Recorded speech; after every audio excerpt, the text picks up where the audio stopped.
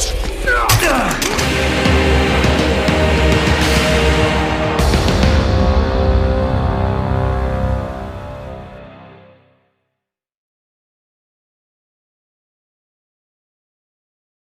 awal film diperlihatkan acara pekan raya di Ohio, Florida, Amerika Serikat. Terlihat seseorang yang sedang menyamar menjadi seorang pastor.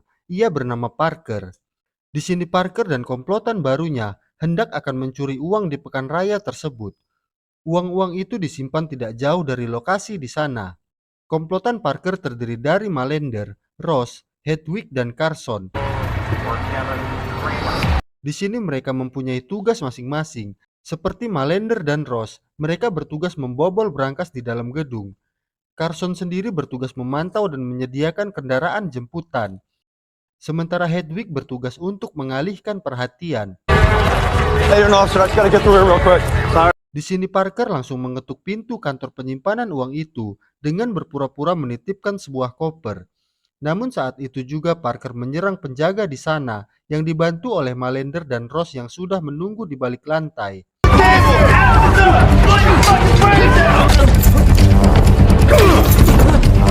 What's the erase code? 487.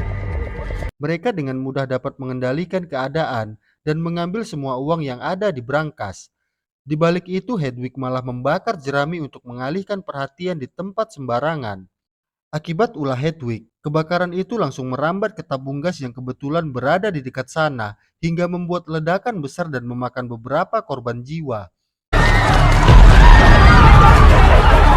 Komplotan Parker langsung berusaha pergi dari tempat itu dengan menggunakan mobil yang sudah disediakan Carson. Di sini Parker sangat kesal dengan kelakuan ceroboh Hedwig hingga mereka bertemu di sebuah gedung tua untuk mengganti mobil. Di sini Parker menghajar Hedwig karena telah berbuat ceroboh dengan melanggar kode etik Parker, yaitu Parker merampok hanya kepada orang-orang yang pelit dan Parker tidak akan melukai orang yang tak pantas menerimanya. Setelah itu Parker dan komplotannya pergi menggunakan mobil lain yang sebelumnya sudah disediakan. Di tengah perjalanan Malender membuat rencana baru, yaitu ia akan memakai semua uangnya untuk biaya perampokan yang lebih besar, yaitu untuk merampok perhiasan yang harganya sangat mahal. Padahal perjanjian sebelumnya uang itu akan langsung dibagi rata. Di sini Parker menolak hal itu dan ia hanya ingin dibagi rata sekarang. Malender dan anak buahnya yang lain ternyata sudah berencana jahat ke Parker apabila Parker tidak mau diajak untuk rencana barunya itu. Di sini Parker menyadari hal itu dan terjadilah keributan di dalam mobil.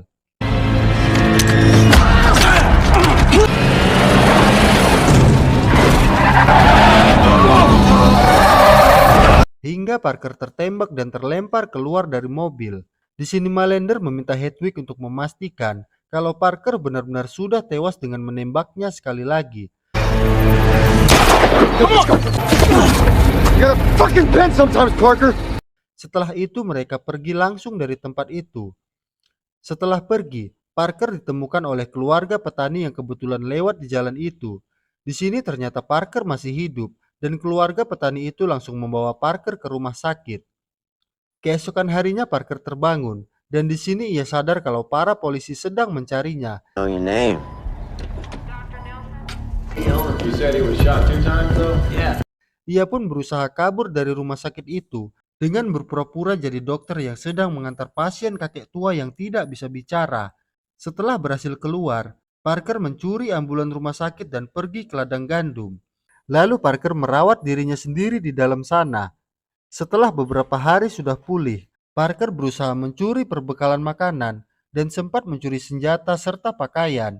Lalu Parker mencuri mobil lagi yang terparkir di sana. Dalam perjalanan Parker menghubungi seorang yang bernama Tuan Norte untuk mengganti semua identitasnya. Setelah itu Parker berhenti di sebuah koperasi simpan pinjam untuk merampok banknya. Mine's bigger than yours. I got shot. Thank God.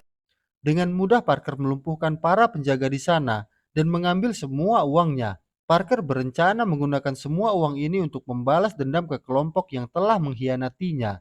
Di perjalanan Parker menghubungi mertuanya yang ternyata si mertua adalah pencuri legend yang banyak kenalan orang jahat. Di sini Parker bertanya di mana keberadaan keluarga Malender dan kelompoknya karena ternyata dulunya si mertualah yang mengenalkan Parker dengan kelompok Malender. Di sini si mertua enggan memberitahu karena Malender dan kelompoknya berhubungan baik dengan seorang mafia besar yang bernama Denzinger yang bisa membahayakan keluarga sendiri. Dan Hedwig sendiri adalah keponakan mafia tersebut. Di sini Parker terus mendesak sang mertua hingga si mertua mengatakan kalau Parker bisa memancing mereka dengan mendatangi kakek Hedwig yang bernama Agus Herwig. Agus ini memiliki 5 bar besar di Barber Street. Setelah itu dengan sebuah mobil curian, Parker langsung menuju ke sana. Malam harinya Parker tiba di bar milik si Agus. Di sini Parker menghajar anak buah Agus, lalu masuk menemui Agus. Parker pun langsung menghajar Agus, lalu Parker menanyakan keberadaan adiknya. Agus yang sedang tertekan, akhirnya ia mengatakan kalau adiknya Hedwig berada di Palm Beach. Palm Beach adalah sebuah tempat yang dihuni oleh orang-orang kaya. Setelah itu Parker menghubungi istri dan mertuanya agar cepat meninggalkan rumah esok hari. Karena keponakan Agus dan Hedwig, yaitu Denzinger si mafia besar pasti akan memburu mereka. Early, time for a vacation. Di balik itu Hedwig dan kelompoknya sangat panik ketika mereka dapat kabar dari Agus kalau Parker masih hidup dan akan membunuh mereka. Di sini Malender marah kepada Hedwig karena Hedwig dulu tidak memastikan Parker benar-benar mati. He was dead when I fucking left him, I swear to God. Namun Hedwig menenangkan Malender kalau keponakannya Denzinger dan kakaknya pasti akan membunuh Parker dengan mengirim pembunuh bayaran terbaik mereka. Esok harinya Cleary yaitu istri Parker dan si mertua hendak kabur dari rumah. Di sini si mertua akan menjemput dulu ibu Cleary. Ketika Cleary seorang diri di rumah, tiba-tiba datang pembunuh bayaran suruhan Denzinger.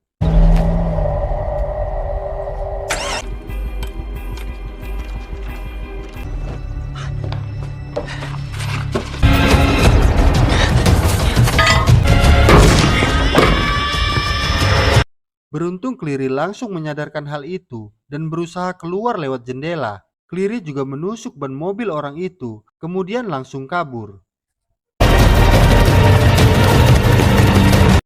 Di perjalanan Cleary menghubungi Parker dan mengatakan keadaan di sana. Di sini Parker menyuruh Cleary untuk bersembunyi di sebuah pantai yang menurutnya tempat itu tempat yang paling aman.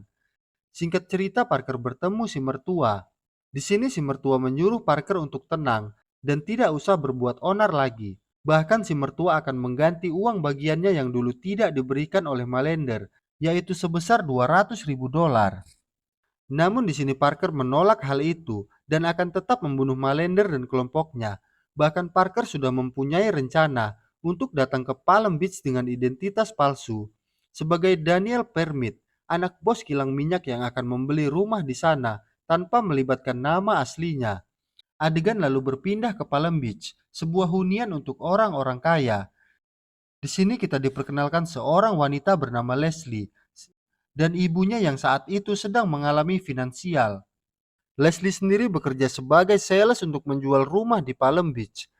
Di tempat kerjanya Leslie terlihat santai, hingga Leslie mencoba mencuri klien temannya dengan mengambil kontak si klien agar Leslie bisa langsung menghubunginya dan langsung janjian bertemu dengan kliennya itu. Ternyata kliennya itu adalah Parker yang sudah berganti nama menjadi Daniel Permit. Leslie kemudian mengajak kliennya jalan-jalan di sana hingga di sebuah persimpangan jalan Parker meminta untuk turun lalu pergi menggunakan taksi. Ternyata Parker pergi ke tempat persembunyian istrinya di tepi pantai. Di sini Cleary yang dulunya bekerja di rumah sakit, ia mencoba untuk mengobati luka-luka Parker. Setelah itu Parker pamit untuk menjalankan misi pergi ke Palm Beach. Esok harinya Parker bertemu kembali dengan Leslie. Leslie mengajak Parker untuk melihat rumah-rumah di Palm Beach sambil memberitahu harga-harganya, hingga Parker melihat rumah yang tidak menarik dan berbeda di sana. Leslie mengatakan kalau rumah itu dibeli oleh sekelompok orang untuk diperbaiki, namun sampai kini rumah itu masih tidak ada perubahan. Parker langsung berfirasat kalau rumah itu dihuni oleh kelompok Malender. Malam harinya ketika Leslie mengecek tentang Daniel Permit, ternyata si Daniel ini tidak pernah sama sekali melakukan transaksi di kartu kreditnya. Leslie langsung menyangka kalau Parker hanya seorang penipu. Di sisi lain Parker menyelinap ke rumah yang tadi dia curigai. Dan benar saja, di sana Parker melihat kelompok Malender yang akan hendak keluar. Setelah mereka keluar, Parker menyelinap masuk dan memasang senjata di bawah meja. Di sana Parker melihat rencana jahat kelompok Malender, lalu Parker merusak persenjataan mereka agar tidak bisa digunakan. Saat kelompok Malender pulang, Parker langsung bergegas keluar dari rumah itu. Ketika Parker kembali, ia melihat Leslie berada di dalam mobilnya. Go for that drink now. Di sini Leslie membuka aib Parker. Bahkan Leslie tahu kalau Parker akan melakukan perampokan. Namun bukannya malah lapor polisi, Leslie malah ingin ikut merampok bersama Parker karena Leslie sangat membutuhkan uang. What you did in the car today was almost right. My family business pays for everything. And the only house you Leslie membawa Parker ke kantornya sendiri, lalu Parker menyuruh Leslie membuka busana karena ditakutkan Leslie memakai alat penyadap. Turn around. What? Turn around. Setelah itu Parker pergi dari sana dengan mengatakan akan mempertimbangkan kesepakatan itu esok hari. Hingga pada esok harinya, Leslie dihubungi Parker dan akan mengajak Leslie bergabung. Lalu Parker bertemu di apartemen kosong. Di sini Parker mengatakan semua rencananya dan menanyakan perihal di mana berlian seharga puluhan juta dolar disimpan. Karena sebelumnya Parker sudah mencari di toko perhiasan, tetapi dia tidak menemukannya. Di sini Leslie yang sudah lama tinggal di sana tentu tahu bahwa perhiasan itu disimpan oleh Ratu Palm Beach yang akan dilelang esok malam. Setelah itu Leslie membawa Parker ke dekat rumah Ratu Palm Beach. Di sini Parker melihat Malender dan kelompoknya yang sedang menyamar menjadi petugas. Sekarang Parker yakin kalau tempat inilah yang akan dirampok. Setelah itu Parker menyuruh Leslie untuk kembali ke kantornya. Sementara Parker kembali ke hotel untuk menyusun rencana. Namun ketika masuk ke kamar, Parker bertemu dengan si pembunuh bayaran suruhan Denzinger yang dulu pernah menyerang istrinya.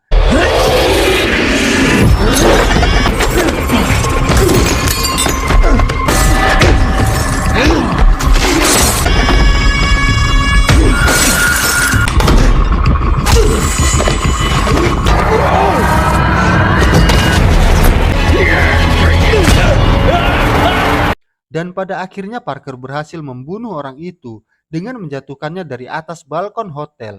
Di sini Parker terluka cukup parah. Keesokan paginya Leslie didatangi seorang polisi. Di sini polisi itu menanyakan Daniel permit karena mereka tahu kalau Leslie adalah sales yang melayaninya kemarin.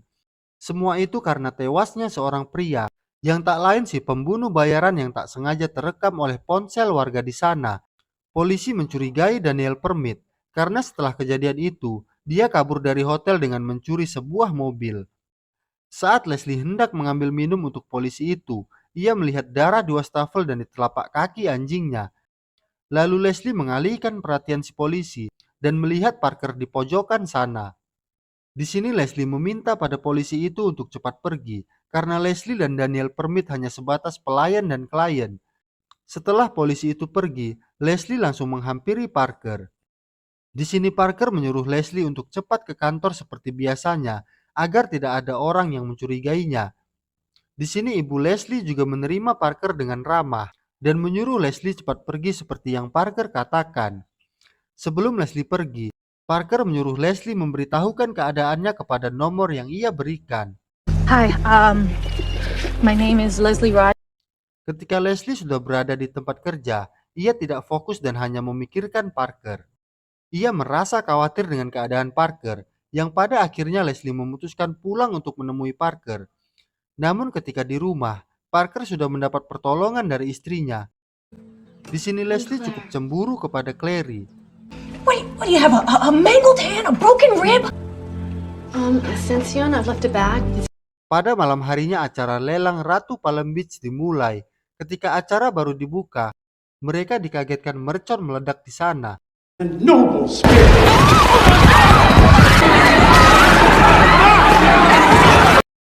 Sehingga membuat orang berhamburan. Kemudian Malender dan kedua temannya berusaha masuk dengan menyamar menjadi pemadam kebakaran. Di sini mereka menggasak semua perhiasannya. Time to go.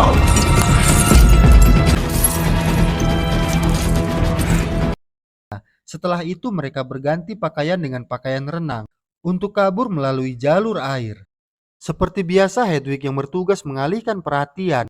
Ia mengendarai perahu botnya menuju area terlarang, hingga membuat para polisi di sana sibuk berusaha mengusirnya, sehingga Malender dengan rekannya dapat dengan mudah untuk kabur. Oh my God.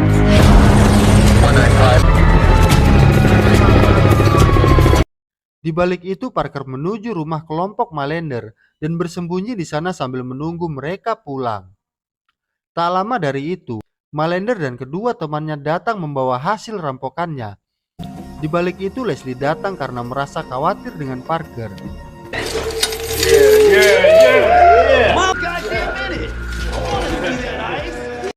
Hingga Hedwig yang baru datang langsung menodong pistol ke Leslie dan membawanya masuk. Di sini Malender sudah menyangka kalau ini adalah ulah Parker.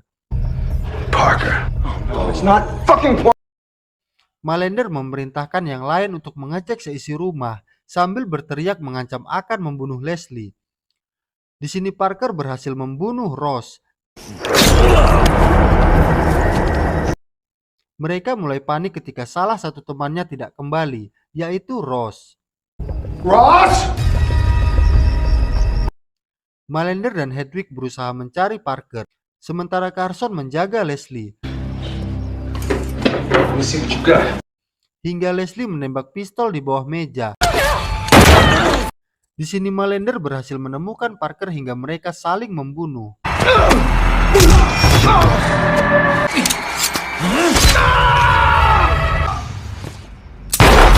Kemudian kelompok Malender berhasil ditumbangkan.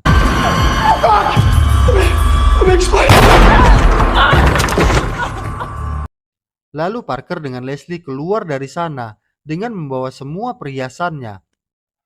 Di mobil, Parker menyuruh Leslie untuk menyimpan semua perhiasannya di ruang ventilasi kantornya. Parker akan menyuruh orang untuk mengambil dan menjualnya, namun akan membutuhkan waktu yang cukup lama.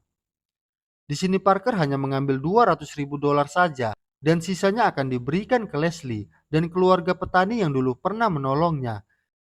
Semenjak itu mereka di sini berpisah. 6 bulan kemudian Parker menemui Denzinger dan menghabisinya. Alright. Sehingga Parker tidak akan ada lagi yang mengejarnya. 1 tahun kemudian, Leslie mendapatkan paket dari Parker yang ternyata berisi uang dari Parker. Leslie di sini sangat merasa bahagia karena uang itu akan menyelesaikan finansialnya. Di sisi lain, keluarga petani juga mendapatkan uang hingga ia bisa membangun rumah gubuknya menjadi rumah yang layak untuk dihuni. Film pun tamat.